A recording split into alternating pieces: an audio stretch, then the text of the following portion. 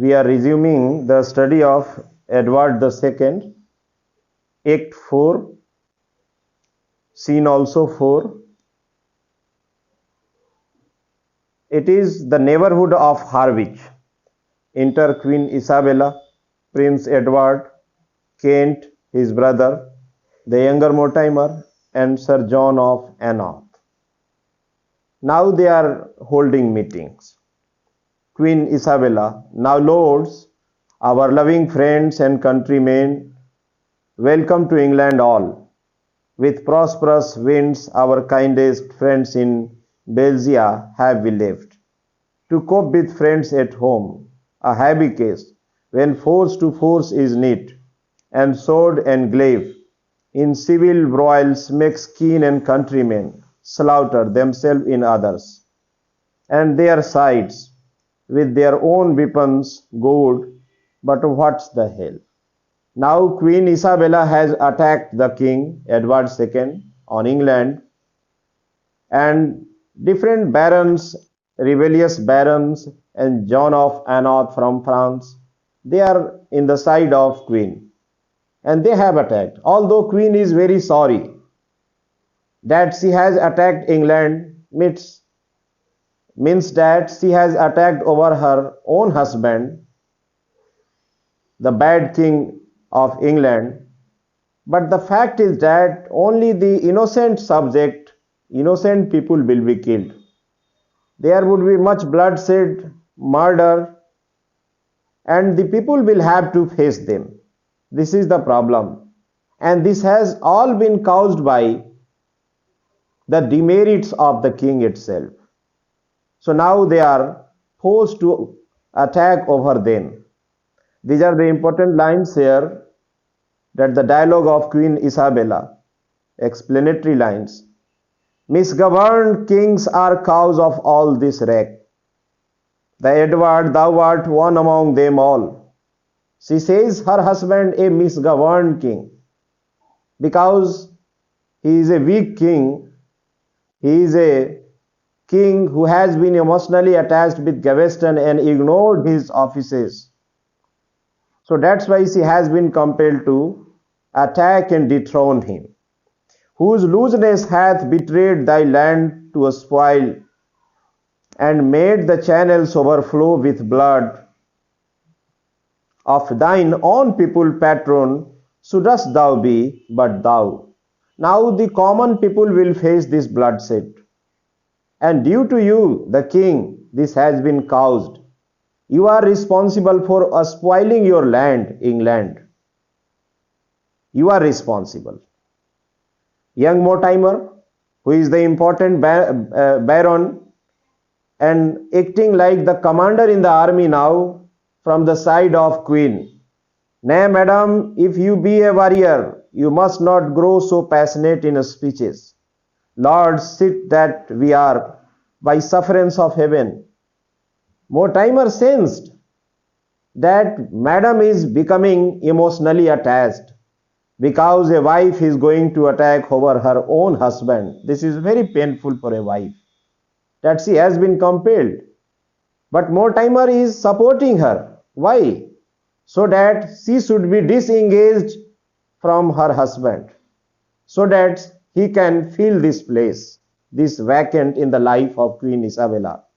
Arrived and armed in this prince's right, here for our country's cause swearer, we to him all homage, fealty, and forwardness, and for the open wrongs and injuries Edward hath done to us, his queen and land, we come in arms to wreak it with the sword, that England's queen in peace may repose her dignities and honors, and withal we may remove these flatterers from the king, that havoc's England's wealth and treasury. Now this is a justified war, madam. So don't be disheartened. Don't feel pity for the king, because this king has ruined this country, this land, these people. So he should be punished. And you are a brave soldier, madam. So don't be passionate, because we have to be heartless so that we can win this war. England wailed and treasury that should be saved. These flatterers of the king are wasting the treasury, the money. Everything is being destroyed, and the subject, they are facing the problem. So it is a justified war. It is page number, line number, just we have started scene 4. Scene 4, Act 4, scene 4. Act 4, scene 4. Yes, try to find out. Sir John, sound trumpets, my lord, and forward let us march. Edward will think we come to flatter him. This is a taunt by Sir John of Annath, because the king is fan of flatterers, and now they are coming to attack over him, and he taunts him that the King Edward II will think that these are the flatterers, they are coming to welcome me. But actually this is the danger against the king, and actually this is the death for the king. He has to be dethroned. Kent, he never had been flattered more. They are quite confident that they will defeat easily the king, because there at that side there is no one. Most of the barons are against the king, only few flatterers, only few flatterer barons are with him. So they are confident that they will easily destroy him. Now the scene changes. That was a very short scene. It is scene 5th, the neighborhood of the Bristol, where this has been decided that the battle will be there. Two forces, the forces from the queen side and the forces from the king side, they will fight here. This is the place Bristol. Young Spencer, fly, my lord, the queen is over strong.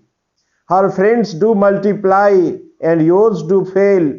Safe be our course to Ireland, there to breathe. Dekho, he was just a flatterer. He was just terrified within minutes.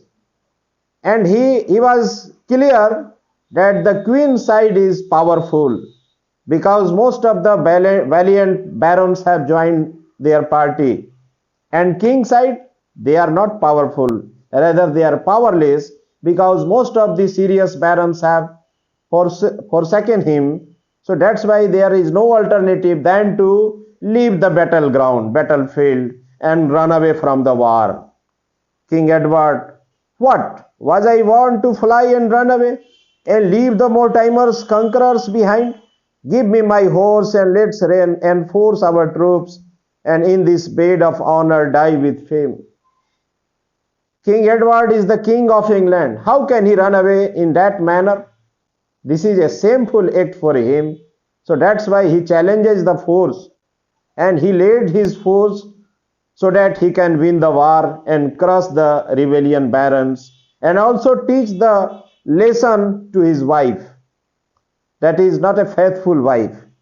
Baldwick, oh no, my lord, this princely resolution fits not the time, away we are pursued. There is no alternative, they will have to run away, because they are weak now. And they are no valiant barons, they are not strong, they are not powerful, they are also coward. So they will have to flee from the war place. At the same time, Kent enter with sword and target. Now he is retaliative also. Kent, the brother of the King of England, this way he fled, but I am come too late. Edward, alas, my heart relents for thee.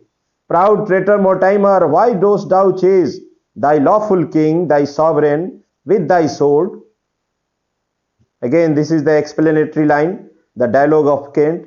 Why wretch, and why hast thou of all unkind borne arms against thy brother and thy king? Rain showers of vengeance on my cursed head. Thou, God, to whom in justice it belongs, to punish this unnatural revolt. Actually, what is the opinion of Kent here? In this half that I have studied, the dialogue of Kent, Kent is the brother of the king. So he wanted that king should be punished, but he should not be killed. Why? Because he was the lawful king. Secondly, he was also his brother. There is filial relationship. They have shared their childhood. They have been fed by the same mother. So there is sympathy for his brother. So he was thinking to arrest him. He didn't want to kill him. And his son should be given the chance to be the king of the country. So that's why he is saying, Mortimer, don't be aggressive. Catch him, arrest him, but don't kill him. He is the lawful king and he should not be killed. Edward, this Mortimer aims at thy life. Oh, fly him then, but Edmund, again this is explanatory line, but Edmund, calm this rage, dissembler, or thy diest, for Mortimer and Isabel do kiss while they conspire. He is of the opinion that Mortimer is taking more revenge than he should take. And he has already sensed that there is something that is wrong. He has noticed that while they were talking, young Mortimer and Queen Isabella, they were also laughing. They were also smiling. And they were also kissing. That is the proof that they have developed an illicit relation. So that's why he is opposed to kill the king. He was in support of punishing the king, dethroning him, but he was in not the support that he should be killed and Isabella should marry Mortimer and Mortimer should be the king. He have never supported for this. So he was suspicious of the relationship between young Mortimer and the wife of king. And Isabella do kiss while they conspire. And yet she wears a face of love, forsooth. How can she make drama? She was making a drama. One hand she was kissing young Mortimer. Second hand she was also showing love for her husband. How can it be possible? This is not possible. But Edmund, fie on that love that hatcheth death and hate. Edmund away bestowed to Langansk blood is false, but not found single for suspect. Proud Mortimer, prize near into thy walks. So he is suspicious of the design of Mortimer. That Mortimer not only wanted to kill the king, but also it seems that he wanted to be the king of England. So that's why he is quite clear and he is also opposing Mortimer. Isabella, Prince, the Edward, young Mortimer and Sir John of Anjou, Isabella. Successful battles gives the God of king. So now they are successful. The king ran away, leaving the ground behind. To them that fight in right and fear his wrath, since then successfully we have prevailed. Thanks be heaven's great architect and you. Ere farther we proceed, my noble lords, we here create our well-beloved son of love and care unto this royal person, Lord Warden of the realm, and sith the fates have made his father so infortunate, deal you, my lords, in this, my loving lords, as to your wisdom fittest seems in all. So now they have led the victorious battle. And now they are successful. They have captured England and the king has already fled away. Now she is the powerful person. So she has attacked and she has won the battle now. Now the king fled away by saving his life and the other flatterers also ran away. Kent, madam, without offense, if I may ask, how will you deal with Edward in his fall? Kent is suspicious because he is sympathetic towards his brother also. King Edward is not only the king of England, he is also the brother of Kent. So Kent is supporting Queen Isabella to punish the king, to capture the king and make his son the king of England. But he is also suspicious of the relationship between young Mortimer and the queen. So that's why before capturing the King Edward, he has been asking this question from the wife of king, it means Queen Isabella, that how will you deal with the king? How will you punish him? Whether you will kill him or you will only punish him. What is your intention? Prince Edward, tell me, good uncle, what Edward do you mean? Now Edward, the prince, is also taking interest that what should be done. What are you thinking about the king, my father? Kent, nephew, your father, I dare not call him king. Now he is not a king. He is not a king now. Now he is a simple man.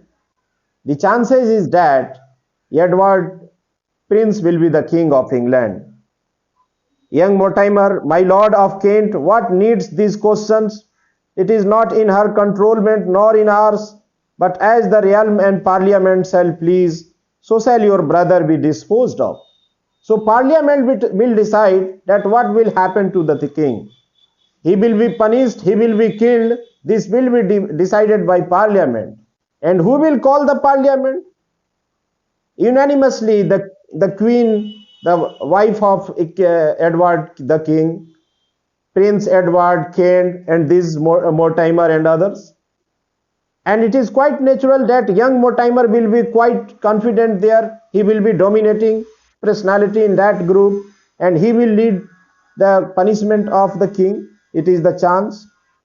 So shall your brothers be disposed. Aside to the queen, I like not this relenting mood in Edmund. Madam, it is good to look to him betimes.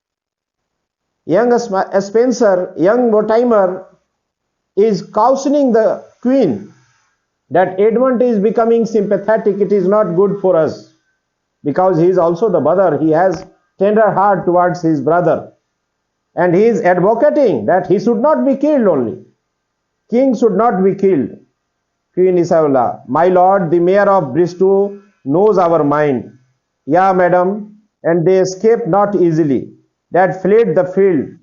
Isabella, Baldock is with the king, a goodly chancellor, is he not, my lord? So the king has fled away from the war. They should be captured first, then it will be decided what to do with them. Kent, this Edward is the ruin of the realm. Enter Rice F. Howell and the mayor of Bristol, where the battle was going on and where they have won the battle. And Elder Spencer, Rice, God save Queen Isabel and her princely son, Madam the mayor and citizens of Bristol, in sign of love and duty,